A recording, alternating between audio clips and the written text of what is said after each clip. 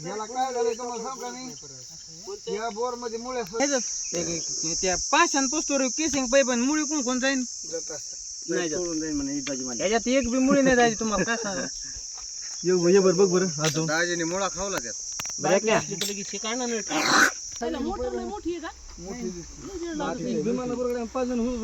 खापा खपू पाईप खत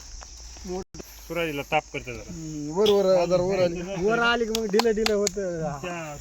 लिंबापर्यंत